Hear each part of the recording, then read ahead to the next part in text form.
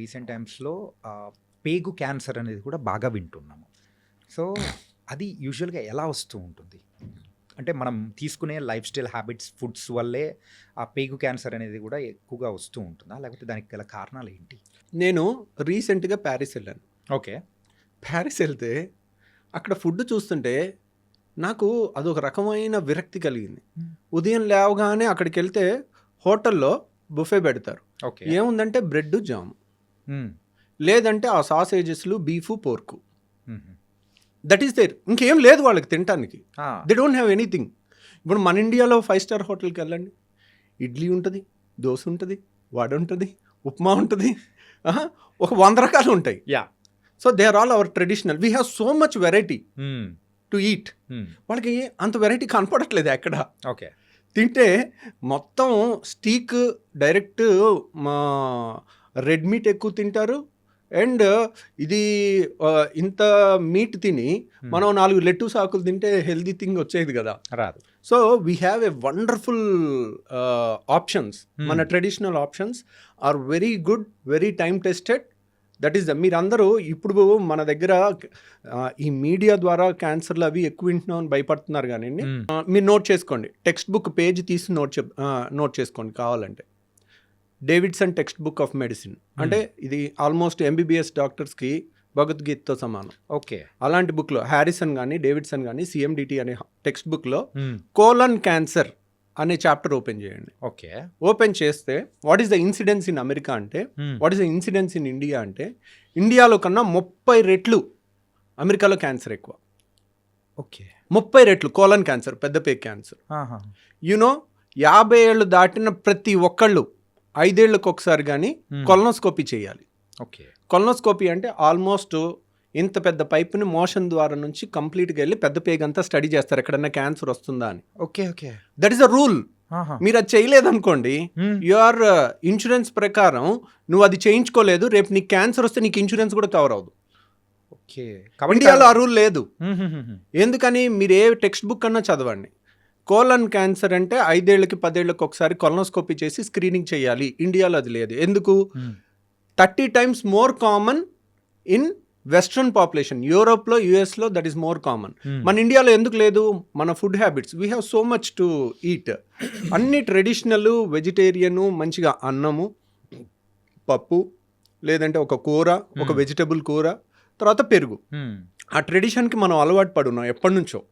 ఆ tradition is protecting hour small right.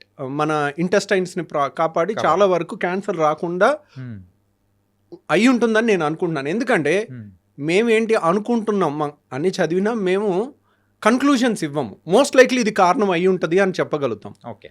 చాలామంది ఏంటంటే నాలెడ్జ్ లేని వాళ్ళు ఇదే అని కన్క్లూషన్ చేయాలంటే దాని పెద్ద చాలా రీసెర్చ్ ఉండాలి. అంటే సింపుల్ చెప్పాలంటే యు ఆర్ నాట్ పాసింగ్ అనే judgement. But most likely this might be the reason. అక్కడికి వెళ్తే అసలు ఏం తినాలో అర్థం కాల. ఆ బ్రెడ్ జాము ఎంత చండాలంగా ఏమని తింటాం రోజు అదేనా? లేదంటే కాన్ఫ్లెక్స్, ఇంకేం తింటాం చెప్పండి మీరు? మనం ఇన్ని రకాల మంచిగా చక్కగా ఒక ఇడ్లీ, ఒక దోశ, ఒక పూరి ఇలాంటి వాటికి అలవాటు పడిన వాళ్ళు అక్కడ వాళ్ళు ఇంక రోజు ఎలా తింటున్నారో నాకు ఆశ్చర్యం వేస్తుంది. సో రోజు అదే తిని వాళ్ళకన్నీ పైల్ సమస్య ఎక్కువ, ఫిషర్ సమస్య ఎక్కువ, కాన్స్టిపేషన్ సమస్య ఎక్కువ, కోలన్ క్యాన్సర్ ఎక్కువ. మన దగ్గర ఇవన్నీ లేవు. మనం ఏం చేస్తున్నాం? మన ఫుడ్ చాలదా అన్నట్టు ఆ పిజ్జా బర్గర్లు వెనకాల పడుతున్నాం. ఏముంది దాంట్లో టేస్ట్? మన ట్రెడిషనల్ ఫుడ్లో లేనంత టేస్ట్ దాంట్లో ఉందా? సో మన దాంట్లో టేస్ట్ ఉంది, దాంట్లో డౌటే లేదు. అది కొంచెం ఒక వేలం వెర్రీలాగా ఉంటుంది. ఎందుకు అన్నారనుకోండి, people ten to get attracted to negative things, destructive things more than good things. Right.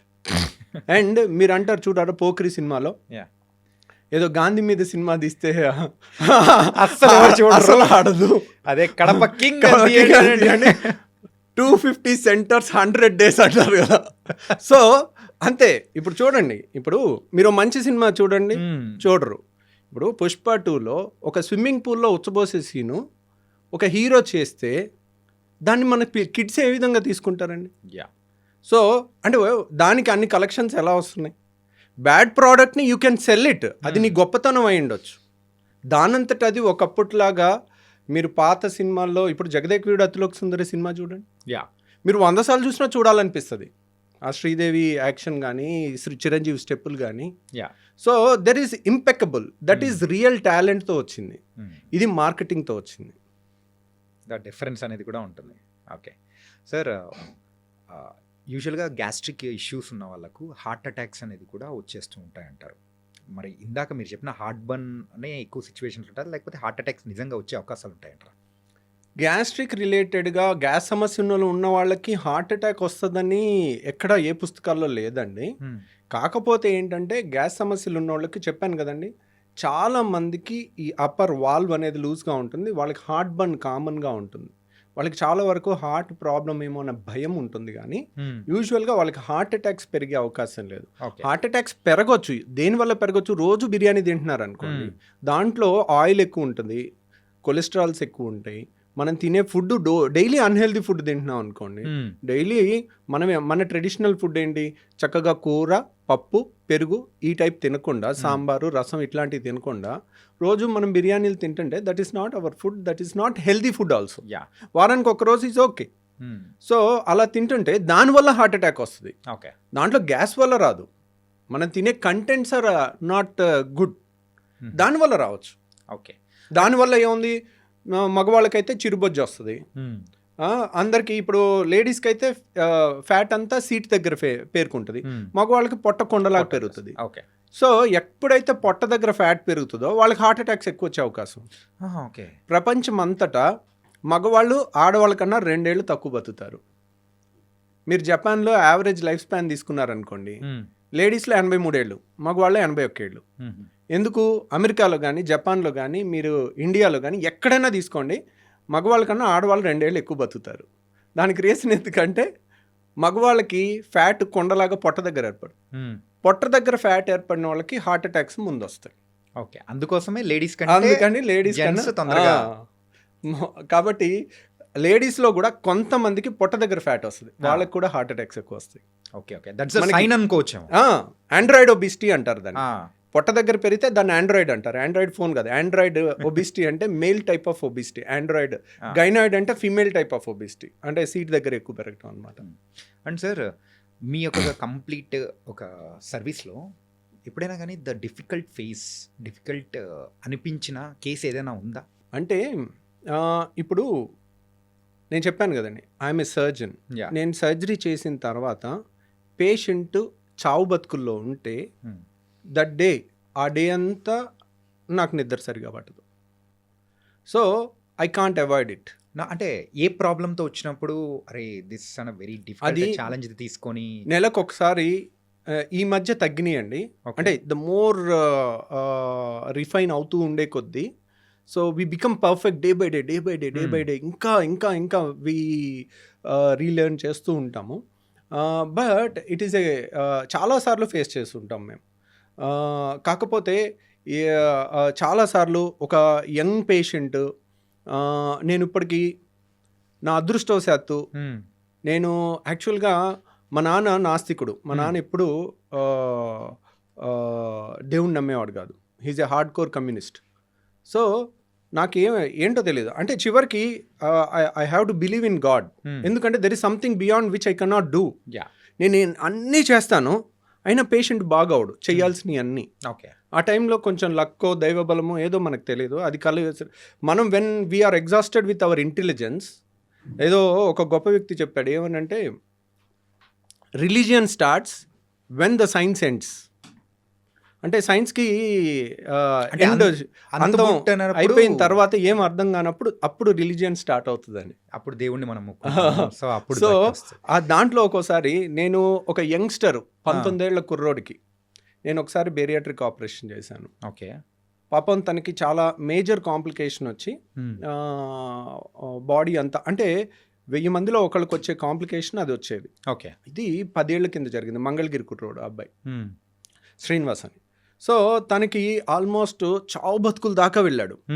ఒక నెల రోజు హాస్పిటల్లో ఉన్నాడు. 2 సర్జరీస్ మళ్ళీ చేస్తూ ఉంటే ఒక మూమెంట్లో అరే ఇంత చేసాం అయినా కానీ ఇంప్రూవ్ అవ్వట్లేదు, పాపం వీడు బతికితే బాగుండు, 19 ఏళ్ల కుర్రోడు చచ్చిపోబోతున్నాడు, చివరిగా స్వర్గం అంచుల దాకా వెళ్ళిపోతున్నాడు, ఇంకా బతకడేమో అని అనుకుని సరే వీడు బతికితే నేను మంగళగిరి లక్ష్మీనరసింహ గుడిలో 108 రౌండ్లు వేస్తానని మొక్కున్నా. ఏమైందో తెలీదు, వాడు బతికిపోయాడు. ఓకే. సో అన్నిసార్లు అలా జరగలే. నేను ఇప్పటి వరకు నా అదృష్టవశాత్తు నా కోసం, నా ఫ్యామిలీ కోసం ఏ రోజు కూడా నేను దేవుడి చుట్టూ రౌండ్లు వేయాల్సి రాలా. సో కానీ నేను ఇప్పటికీ ఒక 8 సార్లు పేషెంట్ల కోసం చేశాను. ఓకే. సో ఎందుకంటే వెన్ సైన్స్ ఎండ్స్, బుక్లో ఉన్న ప్రకారం అన్నీ పర్ఫెక్ట్గా చేసినా కానీ కొంత లక్ అనేది మనకు రావాలి. ఆ పేషెంట్కి ఉండాలి, మనకి ఉండాలి. సో అలా ఇంకో పేషెంట్ ఇంత పెద్ద గర్భసంచిలో గడ్డ, పెళ్లిగాని అమ్మాయి, ఇంత పెద్ద గర్భసంచి గడ్డ, ఓకే, ఇక్కడ వరకు ఉంది. పెళ్లిగాని అమ్మాయికి ఇంతవరకు. ఒకసారి బయట ఆపరేషన్ చేసి పొట్ట కోసి ఓపెన్ చేశారు, చేసి దాన్ని తీయలేకపోయారు, మళ్ళీ క్లోజ్ చేశారు. ఓకే. చేసి మళ్ళీ రెండోసారి మా దగ్గరికి వచ్చి వస్తుంటే ఒకసారి ఒక డాక్టర్ ఓపెన్ చేసి క్లోజ్ చేశారంటే ఇట్స్ వెరీ డిఫికల్ట్ కేస్ అని. నేను పెళ్లిగాని అమ్మాయి, నేను సరే దాంట్లో ఫైబ్రాయిడ్ గడ్డలు ఇంత ఉన్నాయి, అవి ఒక్కటి తీసేస్తానమ్మా అని చెప్పాను. కానీ గర్భసంచి కూడా తీసేయాల్సి రావచ్చు, కానీ పెళ్లిగాని అమ్మాయి గర్భసంచి తీసేస్తే ఇంకేముంది, పిల్లలు పుట్టరు. సో నేను సరే ట్రై చేస్తాను కానీ గ్యారంటీ ఇవ్వలేనని చెప్పాను. సరే ఓకే చెప్పారు, ఓపెన్ చేశాము. ఇట్ వాజ్ ఒక సర్జన్ ఓపెన్ చేసి క్లోజ్ చేశాడంటే మనం అర్థం చేసుకోవచ్చు, లోపలికి వెళ్తే ఎంత పంపుల్లాగా ఉన్నాయి అన్ని రక్తనాళాలు. ఎక్కడ ముట్టుకుంటే అక్కడ బ్లీడింగ్, ఎక్కడ ముట్టుకుంటే అక్కడ బ్లీడింగ్, పంపులు కొట్టినట్టు కొడతా ఉంది. ఒక టైంలో 25 ఏళ్ళ అమ్మాయి, 26 ఏళ్ళ అమ్మాయి మన కళ్ళ ముందు బ్లీడ్ అయి చచ్చిపోతూ ఉండి హెల్ప్లెస్గా ఉంటే అసలు ఎక్కడ ముట్టుకుంటే అక్కడ బ్లీడింగ్ అయిపోతూ ఉంది, నా అర్థం కాని పరిస్థితి. సో ఆ టైంలోనే పేషెంట్ బీపీ ఎక్కువ ఉంది, ఇంకెలాగా చచ్చిపోద్ది అని అనిపించింది. అంతా ప్రెషర్ పెట్టేసి మాప్స్ పెట్టి ప్రెషర్ పెట్టి ఆపుతా ఉన్నాం. ఆపి కొంతసేపు ప్రశాంతంగా ఉండి ఈ అమ్మాయి బతికితే చాలరా అని అప్పుడు కూడా అనుకున్నాను. ఎందుకంటే 25 ఏళ్ల పేషెంట్ టేబుల్ మీద చచ్చిపోతే దాన్ని తీసుకునే అంత గట్స్ ఎంత గొప్ప సర్జన్కైనా ఉండదు. రైట్. సో వాళ్ళు అన్నీ ఒప్పుకున్నప్పటికీ కూడా వాళ్ళు ఒప్పుకుంటారు, ఏమ్మా ఇది కష్టమైన ఆపరేషన్ అని మనం చెప్తాం, అయినా కానీ దాన్ని డైజెస్ట్ చేసుకోలేము. రైట్. వాళ్ళు ఏంటి ఆ 90%లోనే ఉంటామేమో అన్న ఆశతో వస్తారు, నమ్మకంతో వస్తారు. ఈ 10%లో ఉండంలే అని అనుకుంటారు, మనం 10% రిస్క్ అని చెప్పినా కానీ. సో ఆ పేషెంట్ లక్కీగా కొంచెంసేపు ప్రశాంతంగా ఉండి బీపీ కొంచెం ఎక్కువ ఉన్న దాన్ని డౌన్ చేస్తే, డౌన్ చేసిన తర్వాత రక్తస్రావం కూడా కొంచెం తగ్గుద్ది. ఓకే. అప్పుడు ఎలాగో ఒకలాగా ఆ గడ్డంతా తీయలేమేమో, అలా వదిలేసి రావాలేమో, ఆ బ్లీడింగ్ ఆగదేమో, ఎన్నో క్వశ్చన్స్ ఉన్నాయి. తర్వాత మళ్ళీ అందరం కలిసి దాన్ని తీసేసి సక్సెస్ఫుల్గా గర్భసంచి మొత్తం తీసేయాల్సి వచ్చింది, కానీ పేషెంట్ సేవ్ అయింది. ఓకే. సో అట్లా అంటే మీరు యూజువల్గా ఆ సైజ్ చెప్తూ ఉంటేనే ఇంత సైజ్, అది కూడా కడుపులో, దాని వీడియో కూడా ఉందండి నా దగ్గర. మై గాడ్, ఆ వీడియో కూడా ఉంది, మనం కావాలంటే అది చూపించవచ్చు. వద్దు సార్ ప్లీజ్. అంటే యాజ్ ఎ సర్జన్గా అండ్ మీకైతే ఆ గట్స్ ఉన్నాయేమో, కానీ యాజ్ ఎ నార్మల్ పర్సన్స్ లాగా we can't take it also. కొన్ని ఈవెన్ నార్మల్ పీపుల్ కూడా ఆ సర్జరీస్ చూడాలన్నా కానీ బ్లడ్ చూస్తేనే పడిపోతుంటారు సార్. ఇంకా సర్జరీస్లో మీరు చూపించారంటే లిటరల్లీ అంతే, నేను కూడా అయిపోతానేమో సార్. అంటే అన్నిసార్లు అలా ఉండదండి. సర్జరీ లైక్ మంచి సర్జన్ ఆపరేట్ చేస్తుంటే ఇట్స్ లైక్ మంచి మ్యూజిక్ వింటున్నట్టు ఉంటుంది. అలా నేను గాల్ బ్లాడర్ ఆపరేషన్ 5 నిమిషాల్లో చేసిన వీడియో ఒకటి లైవ్ పెట్టాను మన ఛానల్లో, దాంట్లో చూడండి. ఆపరేషన్ అంటే ఇలా ఉంటుంది, ఏదో వీడియో గేమ్ ఆడుకున్నట్టుందే, చుక్క బ్లడ్ లేదు, అసలు ఇంత అద్భుతమైన ప్రపంచం ఇంత మంచి కెమెరాలో మన బాడీలో ఉందా, ఇంత రక్తనాళాలు ఇంత సన్నవి కూడా కనపడతాయా అనే ఎక్సైటింగ్గా ఉండే ఒక కోణం చూస్తారు. అది చాలాసార్లు అలాగే ఉంటుంది. కానీ సర్జరీ ఈజ్ అన్ఎక్స్పెక్టెడ్, ఎప్పుడు ఏమి ఎలా జరుగుతుంది అనేది, ఎలా వచ్చి పడుతుంది అనే దానికి మనం ప్రిపేర్ అయ్యి ఉండాలి. సో అది మీరు కావాలంటే ఆ వీడియో చూడండి. నేను అపెండిక్స్ ఆపరేషన్ పెట్టాను, గర్భసంచి ఆపరేషన్ పెట్టాను, గాల్ బ్లాడర్ ఆపరేషన్ పెట్టాను. ఇవన్నీ కూడా 5 నుంచి 10-15 నిమిషాల్లో అయిపోయి చుక్క బ్లడ్ లేకుండా నీట్గా ఉన్నది బ్యాక్గ్రౌండ్ వాయిస్తో చెప్పాను. అది చూడొచ్చు. బ్లీడింగ్ అయ్యేవి అవి మీరు చూడలేరు. అదే మెయిన్గా అది లేకపోతే చాలు సార్. సార్ అండ్ ఈ పాడ్కాస్ట్ ద్వారా సో యూజువల్గా అయితే ప్రజలకు మనము అంటే వాళ్ళు ఎడ్యుకేట్ అయ్యేటట్టు యూజువల్గా గట్ హెల్త్ గురించి కానీ సో మీలాంటి పర్సన్స్ చెప్తే ఇంకా బాగుంటుందని చెప్పేసి కేమ్ హియర్. అంటే మీరు రావడంతో వీఆర్ వెరీ హ్యాపీ. అండ్ కొన్ని మెయిన్గా గట్ హెల్త్ బాగుండడానికి ఎలాంటి జాగ్రత్తలు తీసుకుంటే ఉంటుంది అనేది కూడా చెప్పారు. సో ఫైనల్ క్వశ్చన్ ఇస్, యూజువల్గా ఫుడ్ అనేది కూడా ఉంటుంది సార్.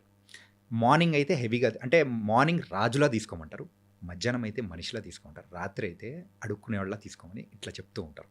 సో ఇది ఎంతవరకు ఫాలో అవ్వచ్చు అంటారు?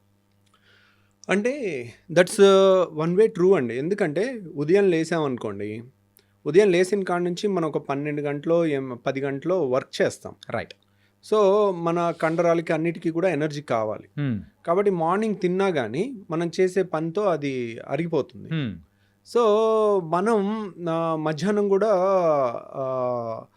తీసుకోవచ్చు. నైట్ ఏంటంటే తిన్న వెంటనే మనం పెద్ద పని చేసేది, నైట్ అంతా పడుకునేది ఉంటుంది. సో పడుకునే టైంలో మనకు అంత ఎనర్జీ ఏం అవసరం ఉండదు. సో మనం ఉదయం తిన్నామంటే అది డే అంతా ఖర్చు అయిపోయే అవకాశం ఎక్కువ ఉంటుంది. రాత్రి తిన్నది, ఇప్పుడు ఉదయం ఒక బిర్యానీ తినటం వేరు, రాత్రి బిర్యానీ తినటం వేరు. ఉదయం బిర్యానీ తింటే సాయంత్రం వరకు మనం చేసే పనిలో దాంట్లోంచి వచ్చిన క్యాలరీస్ అప్పటికప్పుడు ఖర్చు అయిపోవచ్చు. అదే రాత్రికి వెళ్ళి పడుకుంటాం, తిన్న తర్వాత ఆ తిన్న అన్ని బ్లడ్లోకి అన్ని ట్రైగ్లిజరైడ్స్, ఫ్యాటీ యాసిడ్స్ అన్నీ వెళ్తాయి. అవన్నీ ఎక్కడ వెళ్ళాలి? ఎక్కడికో వెళ్ళి డిపాజిట్ అవ్వాలి. అవన్నీ రెసిస్టెంట్ ఏరియాలోకి వెళ్తుంటాయి, నడుము దగ్గర ఎక్కడ కరగటానికి వీల్లేని చోటకంతా ఒక ఫ్యాట్ లాగా తయారైపోతూ ఉంటుంది. అందరికి ఎంత ఫిట్గా ఉన్న వాళ్ళకైనా చిన్న చిన్న నడుము దగ్గర కానీ రెసిస్టెంట్ ఫ్యాట్ కొద్దిగా ఉంటుంది వాళ్ళు చేసే. ఎందుకంటే గుడ్ ఫుడ్ని రెసిస్ట్ చేయటం it's not easy thing for any ఎంత మెచ్యూర్డ్ పర్సన్ కన్నా.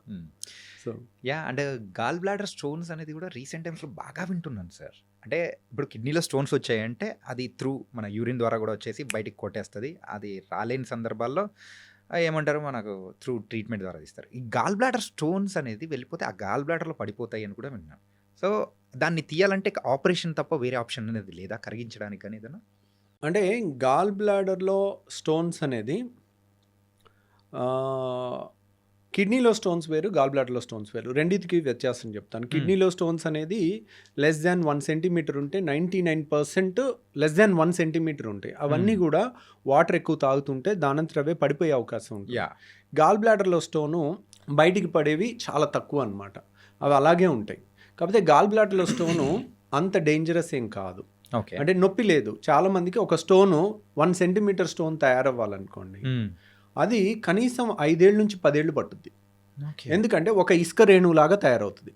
దాని మీద ఒక పొర ఏర్పడుద్ది, దాని మీద ఇంకో పొర ఏర్పడుద్ది, దాని మీద ఇంకో పొర ఏర్పడుద్ది. సో అలా పొరలుగా 1 సెంటీమీటర్ స్టోన్ తయారవ్వాలంటే it takes 5 to 10 years. Okay. So చాలా మందికి స్కానింగ్ చేస్తే రాయి కనపడుద్ది, కానీ వాళ్ళకి కంప్లైంట్ ఉండదు. సో అనవసరంగా స్కానింగ్ చేయబట్టి వాళ్ళకి గుండెలో రైళ్లు పరిగెట్టడం మొదలవుతుంది. వాళ్ళకేంటి, రొటీన్ చెకప్ చేస్తాం, వాళ్ళకి స్కాన్ చేయకపోతే తెలీదు, హ్యాపీగా ఉంటారు. చేసిన కాడ నుంచి అదో గిలి, అమ్మో నాకు రాయింది, ఇప్పుడు ఇదేమవుద్దో అన్న టెన్షన్తో ఉంటారు. సో వాళ్ళు ఒక డాక్టర్ దగ్గరికి వెళ్తే ఆపరేషన్ చెప్పారు, నేను ఎక్కడో హోమియో వాడుతున్నాను, హాయిగా 4 ఏళ్ళ నుంచి ఉన్నాను అంటారు. అంటే 4 ఏళ్ళ నుంచి కూడా, ఇప్పుడు మనం స్కాన్ చేయకముందే 4-5 ఏళ్ళ నుంచి ఉంది అది. అది మెల్లమెల్లగా పెరుగుతుంది, ఇంకో 5 ఏళ్ళు కూడా అలా పెరగవచ్చు కంప్లైంట్ లేకుండా. సో కాకపోతే దే మే గివ్, ఓకే నేను ఇది ఆయుర్వేదిక్ వాడాను, హోమియో వాడాను, దానివల్ల నాకు 5 ఏళ్ళు తగ్గిపోయింది అనుకుంటా. తగ్గిపోలా, అది మీకు ప్లసిబో ఎఫెక్ట్ ఇస్తుంది. సో దానివల్ల తగ్గలేదు. ప్రాబ్లం ఏంటంటే చాలామంది రాయి ఉండి 10 ఏళ్ళు నొప్పి లేని వాళ్ళని చూసుంటారు. ఓకే. రాయి ఉండి రాయి ఇరుక్కుని జాండిస్ వచ్చిన వాళ్ళని మీరు చూడరు. ఆ స్టేజ్లో రాయి ఇరుక్కుని కొలాంజైటిస్ అని ఒళ్ళంతా భయంకరమైన వణుకుతో కొలాంజైటిస్ అని ఫీవర్ వస్తుంది, హైగ్రేడ్ ఫీవర్, జాండిస్ వస్తుంది. ఓకే. ఆ టైము 24 గంటల నుంచి 48 గంటల్లో మనం ఆ స్టోన్ని అడ్డు తీసి స్టెంట్ అయిపోతే ప్రాణహాని ఉంటుంది. అది లేట్ అయి చచ్చిపోయిన వాళ్ళని కూడా మేము చూస్తాం. ఓకే. సో ఇమీడియట్ రియాక్ట్ అవ్వాలి 24 hours to 48 hours. సో అది జాండిస్ వచ్చినప్పుడు. అందరికీ జాండిస్ వస్తుందని నేను చెప్పట్లా. ఓకే. ఈరోజు రాయి బయటపడింది, ఈరోజే జాండిస్ వచ్చేది 5 ఏళ్లలో రావచ్చు, 3 ఏళ్లలో రావచ్చు, 6 నెలల్లో రావచ్చు, వీ కెనాట్ సే. సో నేను అనేది ఏంటంటే, మీకు రాయి ఉంది, be bold, be strong, no pain no surgery. Text book line చెప్తున్నాను.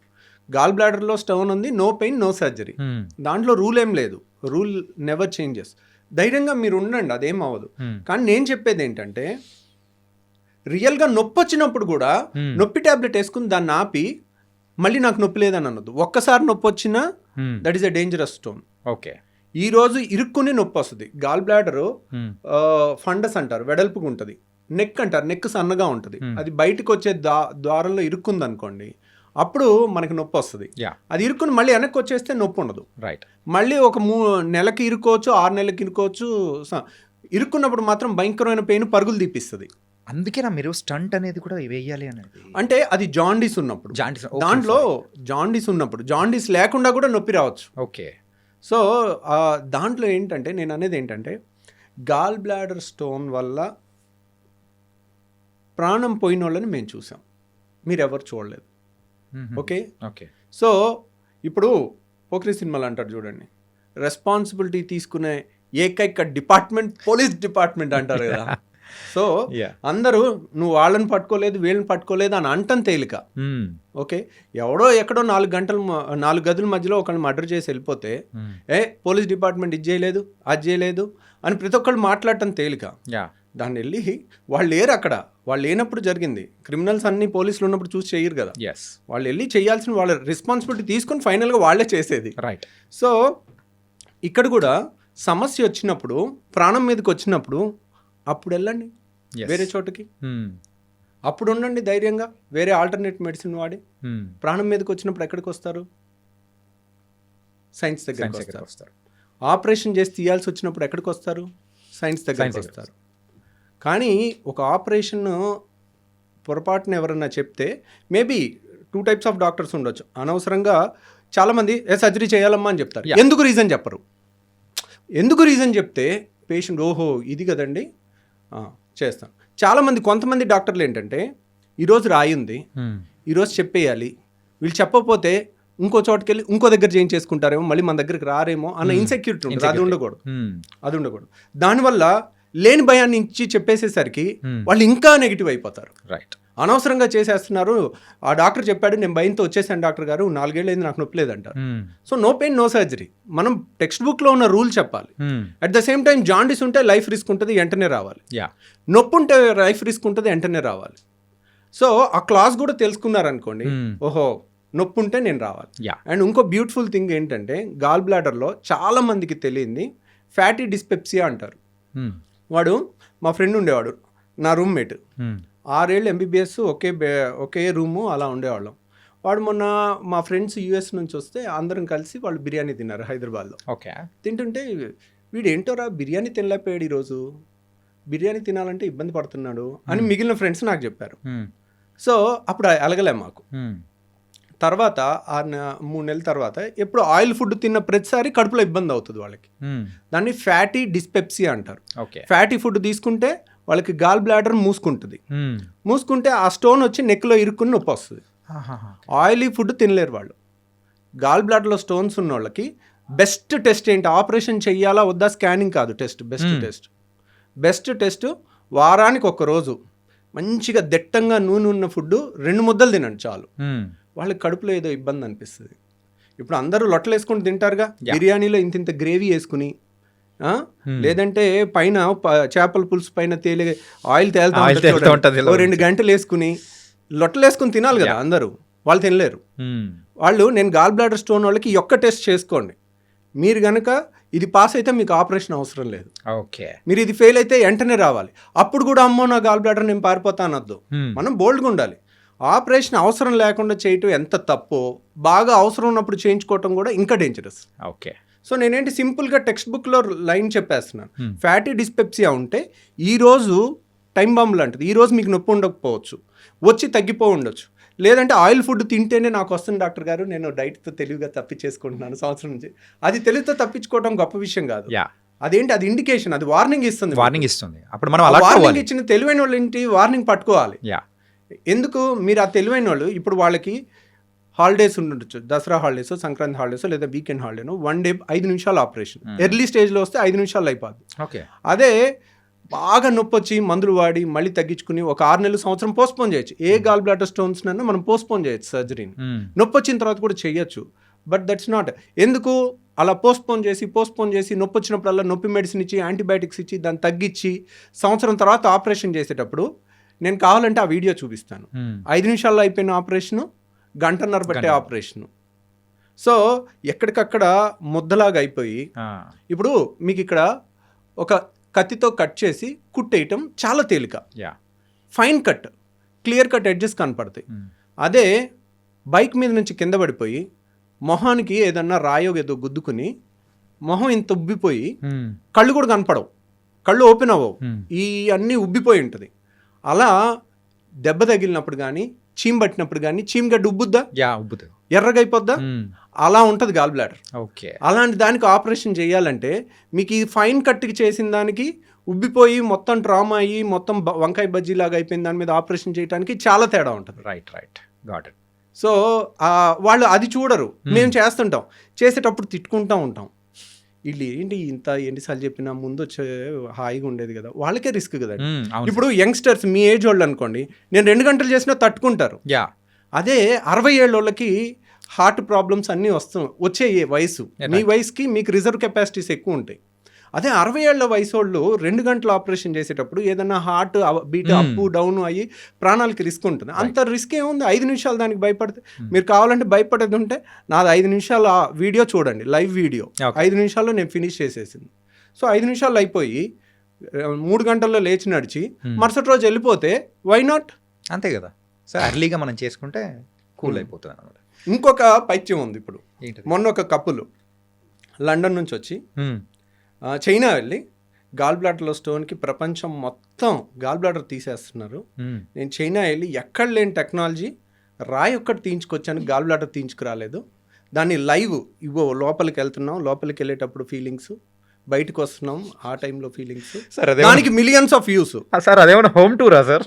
సో ఆపరేషన్ కానీ యునో ఆ ఒక్క వీడియో చూసి వచ్చి మమ్మల్ని, ఏం డాక్టర్ గారు ఈ టెక్నాలజీ మీకు రాలేదా? సో ఫస్ట్ ఆఫ్ ఆల్ మనం చేస్తుందే తప్పు. ఓకే. సో ఇప్పుడు అది రాలేదు, అది కదండి గాల్ బ్లాడర్ తీసిన వాళ్ళు గాల్ బ్లాడర్లో స్టోన్ తీయలేరా? సో గాల్ బ్లాడర్లో స్టోన్ తీయటం అది పెద్ద గొప్ప విషయం కాదు, కానీ that is not right thing to do it. ఏ టెక్స్ట్ బుక్లో గాల్ బ్లాడర్లో స్టోన్ తీయమని లేదు. సో కాబట్టి నేను అలాంటివి సరే తీసాము అని అనుకోండి, రేపొద్దున్న ఈరోజు ఒక స్టోన్ తీసాం, గాల్ బ్లాడర్లో స్టోన్ వచ్చిందంటే ఏంటి, దానికి స్టోన్ వచ్చే తత్వం ఉన్నట్టు. ఇప్పుడు ఒక ఆపరేషన్ చేసి తీస్తాం, 5 ఏళ్ళు ఆగి మళ్ళీ స్టోన్ వస్తుంది, మళ్ళీ ఆపరేషన్ చేయించుకున్న అదే రిస్క్గా. యాక్చువల్గా ఆపరేషన్లో రిస్క్ గాల్ బ్లాడర్లో లేదు, గాల్ బ్లాడర్ తీసే దాంట్లో లేదు, అది 5 నిమిషాల ఆపరేషన్. రిస్క్ ఎక్కడుంది, మత్తు, వీటన్నిటిలో కూడా రిస్క్ అనేది కూడా ఉంది, రిస్క్ ఉంటుంది. సో ప్రతిసారి ఆపరేషన్ చేయించుకోవటం అనేది it's not a good thing. కానీ ఇప్పుడే చెప్తున్నా, సైన్స్ ప్రకారం ఒక 100 ఏళ్ల రీసెర్చ్కి ఎగెన్స్ట్కి వెళ్ళాలని అనుకోవటం అన్నిసార్లు ఉత్తమం కాదు. దాంట్లో ఒకసారి నువ్వు బయటపడవచ్చు, 1 వేలో ఎదురెళ్ళకూడదు అన్నారు, ట్రాఫిక్ లేదు, నేను 1 వేలో ఎదురెళ్ళాను, 60 స్పీడ్తో వెళ్ళొచ్చాను, నేను గొప్ప అనుకోవటం కాదు. That is wrong thing. Right. మీకు కావాలనుకోండి, మీకు ఆ రాయి ఒక్కటే తీయాలనుకుంటే అది నేను తీసి పెడతాను, కానీ నేను చెప్పటం నా duty. This is not the right thing అండి అని. సో ఇన్స్పైట్ ఆఫ్ దట్ వాళ్ళు అడిగారు అనుకోండి, సో ఓకే చేసి పెడదాం, ఏముంది దాంట్లో. ఇప్పుడు కానీ మళ్ళీ వచ్చే అవకాశాలు అనేది కూడా మళ్ళీ వచ్చే అవకాశం ఉంటుంది, రిస్క్ కూడా ఎక్కువ ఉంటుంది. ఎందుకంటే గాల్ బ్లాడర్ గోడ అనేది పేపర్ కన్నా పలుచుకుంటుంది. ఓకే. సో గాల్ బ్లాడర్లో స్టోన్ వస్తే గాల్ బ్లాడర్ మొత్తం తీసేస్తాం, అది స్టాండర్డ్ టెక్స్ట్ బుక్ ట్రీట్మెంట్. కిడ్నీలో స్టోన్ వస్తే కిడ్నీ తీసేస్తారు ఎవరు? తీయరు కదా. మరి కిడ్నీ ఎందుకు తీయట్లేదు ఏ డాక్టరు? స్టోన్ ఒకటి, కిడ్నీ ముఖ్యమైన అవయవం కాబట్టి. సో 600 అయినా రాయ తీస్తాం. సో గాల్ బ్లాడర్ వాలే పల్చగా ఉంటుంది పేపర్ అంతా, దాన్ని కట్ చేసి దాన్ని కుట్టిన తర్వాత ఒక్కోసారి అక్కడ నుంచి పసర్ లీక్ అయింది అనుకోండి, సెప్టిక్ అయి ప్రాణహాని కూడా ఉంటుంది. సో అది రాకుండా కూడా జాగ్రత్త తీసుకుని చెయ్యొచ్చు. కానీ గాల్ బ్లాడర్ ఆపరేషన్ ఉదయం చేస్తే సాయంత్రం ఇంటికి పంపించేస్తాం. అలా చేసిన వాళ్ళకి ఒక ట్యూబ్ పెట్టాలి. సో వాళ్ళకి ఇంకా కంబర్సం ఉంటుంది, అది వాళ్ళకి తెలియదు కదా. కాకపోతే వాళ్ళకేంటి, వాళ్ళకి ఒకే ఎమోషన్, నా అవయవం తీయలేదు అనే ఎమోషన్ ఉంటుంది. కానీ అది అన్నిసార్లు అదేం పెద్ద ఇంపార్టెంట్గా అవయవం ఏం కాదు. కానీ కొంతమంది అడిగారు అనుకోండి, that is not a conventional treatment, మీకు అది కావాలంటే అది చేస్తాం. సో అది చేయలేని వాళ్ళు ఇండియాలో లేకపోవటం అనేదే లేదు. It's depends on the persons. కానీ పేషెంట్ ఖర్చు ఇప్పటికీ చెప్తున్నాను వినండి, మీకు ఎవరికన్నా ఓన్లీ రాయి తీయాలన్నా కానీ we don't recommend it, but that's not a great thing to achieve. Yeah, అది ఎక్కడా లేని ట్రీట్మెంట్ ఓన్లీ చైనాలో ఉందని అనుకోవటం తప్పు. ఓకే. మీకు కావాలంటే ఆ వీడియో నేను కూడా చేసి పెట్టి పంపిస్తాను. It was very nice talking to you sir. Really bold అయిన విషయాలు అనేది కూడా తెలుసుకున్నాను. కాకపోతే మీతో మాట్లాడుతూ ఉంటే ఇంకా సరిపోలేదు, ఇన్కంప్లీట్ అన్నట్టు కూడా అర్థమవుతుంది. అండ్ ఈ సెషన్లో మాత్రం చాలా వాల్యుబుల్ సజెషన్స్ కానీ and how you started your journey in the gastroenterology and బెర్టియాలజీలో కూడా చాలా చక్కగా చెప్పారు. Really thank you so much for coming here and మీ టైం అనేది కూడా ఇచ్చినందుకు. Thank you very much.